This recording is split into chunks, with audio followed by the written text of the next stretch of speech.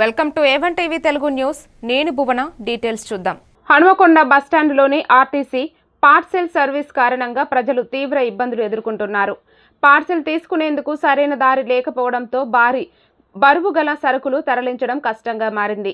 బస్టాండ్లోకి వాహనాలకు అనుమతి లేదని ఆర్టీసీ సిబ్బంది కస్టమర్లపై దౌర్జన్యానికి పాల్పడుతున్నారని, ఫోటోలు తీసి ఫైన్లు వేస్తామని బెదిరింపులకు గురి చేస్తున్నారని ప్రజలు ఆరోపిస్తున్నారు. అదేవిధంగా బస్టాండ్ ఆవరణంలో శుభ్రత లేకపోవడం, చెత్త కుప్పలు, బహిరంగ మలమూత్ర విసర్జన, వీధి కుక్కల బెడదతో ప్రయాణికులు తీవ్ర అసౌకర్యం పడుతున్నారు. నుంచి 7.5 lakh పేపర్స్ డిఫరెంట్ బస్తాలలో వచ్చినాయి. డైలీ వచ్చే బస్తాలు ఖచ్చితంగా సెక్యూరిటీ గార్డ్ ఆపేవాడు. వాడు లోపలికి వస్తే బూతులు తిట్టడం, లేకపోతే పెనాల్టీ వేయిస్తా బండికి అని అంటాం. ఇది వస్తేనేమో వెహికల్ అవ్వడానికి సందు ఉండదు. డిఫరెంట్ వెహికల్స్ పార్క్ అయ్యి ఉండేవి. ఇక్కడ పార్క్ చేసి లోపలికి పోయేవాళ్ళు, బస్ ఎక్కిపోయే వాళ్ళు కూడా ఉండేవాళ్ళు. దానికి కంట్రోల్ ఉండేది కాదు. మా బస్తాలు మేమే మోసుకొని ఈడ్చుకపోయి నడుములు నొప్పి పుట్టి చివరికి ఇక్కడికి లాజిస్టిక్స్ వేయకండి, SRMT కానీ నవతకు కానీ వేయండి అని బతీలు ఆడుకుని అటు మార్చుకోండి. ప్రైవేట్ మీరు ఆర్ఎం గారికి కానీ డిఎం గారికి కంప్లైంట్ చేశారా? డిఫరెంట్ కంప్లైంట్స్ చేసి నో రెస్పాన్స్.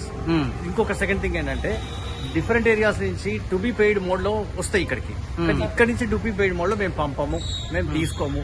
చాలా రుబాబుగా మాట్లాడతారు, చాలా అసహ్యంగా మాట్లాడతారు.